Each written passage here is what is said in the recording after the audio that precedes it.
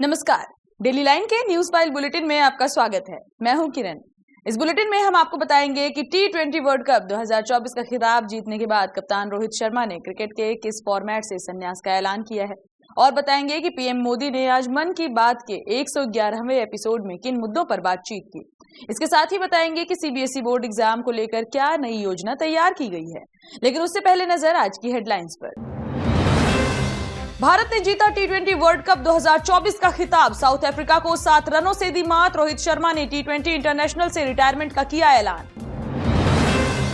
PM Modi ने आज की मन की बात। 4 महीने बाद 111वां एपिसोड हुआ टेलीकास्ट। प्रधानमंत्री ने नई सरकार के एजेंडे पर की चर्चा। दो दोस्तों ने बनाया गजब का इतिहास। एक स्कूल एक क्लास से निकलकर अब एक साथ संभालेंगे सेना की कमान। एक आर्मी चीफ तो दूसरे बने नेवी के चीफ। अब साल में 2 बार होंगे सीबीएसई बोर्ड के एग्जाम। केंद्र ने हजारों शिक्षकों के साथ बैठक करते हुए लिया फैसला। अगले साल जनवरी से लागू होगी योजना। भीषण गर्मी से पूरे देश को मिली राहत। देश भर में एक्टिव हुआ मॉनसून। यूपी एमपी समेत 9 राज्यों में आज भारी बारिश का अलर्ट। चर्चा करते हैं खबरों की विस्तार से। रुक करेंगे पहली खबर की ओर। T20 वर्ल्ड कप 2024 का खिताब भारत ने अपने नाम कर लिया है। बारबाडोस में खेले गए फाइनल मुकाबले में टीम इंडिया ने साउथ अफ्रीका को 7 रनों से हरा दिया। इस जीत के साथ ही भारत ने दूसरी बार T20 वर्ल्ड कप अपने नाम कर लिया है। टीम इंडिया ने इस मैच में पहले बल्लेबाजी करते हुए 20 ओवर में 7 विकेट के नुकसान पर 176 रन बनाए। वहीं भारतीय बल्लेबाजों ने जोरदार वापसी करते हुए T20 वर्ल्ड कप के फाइनल का सबसे बड़ा स्कोर 3 विकेट गंवाने के बाद बनाया। इस पारी में टीम इंडिया की ओर से सबसे ज्यादा रन विराट कोहली ने बनाए। विराट कोहली ने 59 गेंदों पर 76 रन बनाए।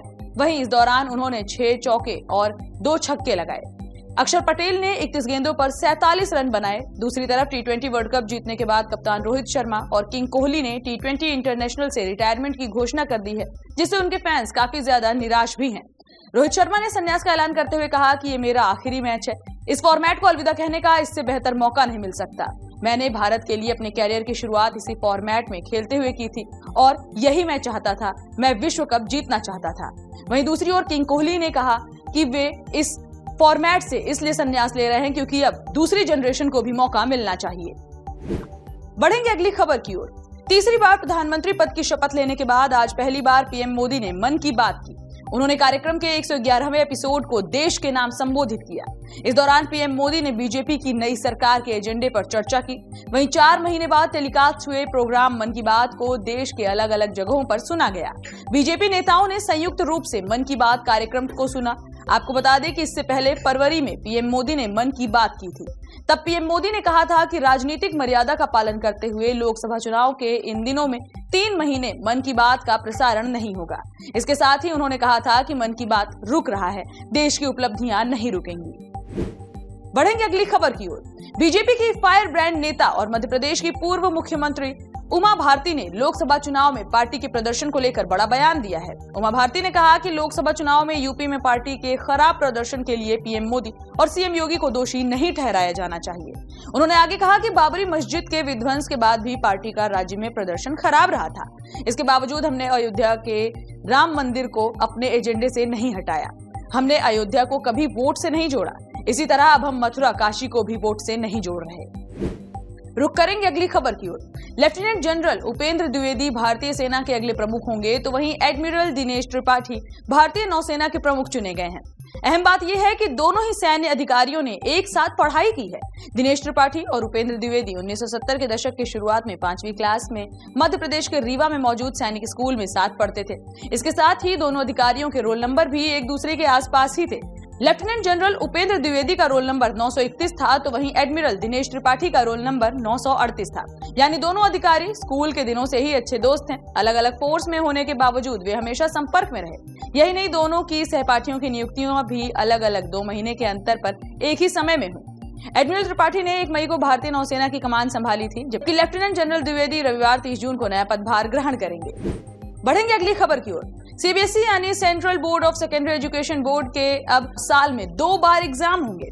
क्लास 10th और 12th के एग्जाम साल में 2 बार कराए जाएंगे। बोर्ड में इस प्रस्ताव पर सहमति बन गई है। पूरे सिलेबस का ये एग्जाम जनवरी और अप्रैल में होगा। जानकारी के मुताबिक ये नया पैटर्न अगले सत्र 2025-2026 से लागू होगा। केंद्र में इसके लिए तैयारियां चल रही हैं। नए पैटर्न की पहली बोर्ड परीक्षा जनवरी 2026 और इसी सत्र की दूसरी परीक्षा अप्रैल 2026 में होगी। नए पैटर्न में छात्रों के पास दोनों परीक्षाओं में शामिल होने का विकल्प होगा। छात्र चाहें तो दोनों या किसी एक परीक्षा में सुविधा अनुसार बैठ सकेंगे। दोनों परीक्षा देने वाले छात्र बेहतर प्रदर्शन के रिजल्ट का इस्तेमाल कर सकेंगे। आपको बता दें कि स्कूली शिक्षा विभाग ने देश भर के 10,000 से ज्यादा स्कूल प्रिंसिपल के साथ ऑनलाइन और फिजिकल बैठक करते हुए राय भी ली है। बढ़ेंगे अगली खबर की ओर। देश भर में मानसून पूरी तरह से एक्टिव हो गया है। दिल्ली, यूपी समेत कई राज्यों में बारिश हो रही है। इसी बीच मौसम विभाग ने आज 9 राज्यों में भारी बारिश का अलर्ट जारी किया है, जिसमें यूपी, उत्तराखंड, हिमाचल, पंजाब, हरियाणा, दिल्ली, राजस्थान, मध्य प्रदेश और महाराष्ट्र शामिल हैं। इन राज्यों में 2 जुलाई तक ऑरेंज अलर्ट, वहीं गुजरात, बिहार, बंगाल, छत्तीसगढ़ के लिए येलो अलर्ट जारी किया गया है। 2 जुलाई के बाद पूरे देश में तेज बारिश होने के आसार जताए गए हैं। फिलहाल इस बुलेटिन में इतना ही। देश और दुनिया से जुड़ी तमाम खबरों से अपडेटेड रहने के लिए बने रहिए डेली लाइन के साथ। वीडियो को लाइक करें, शेयर करें और चैनल को सब्सक्राइब करना बिल्कुल ना भूलें।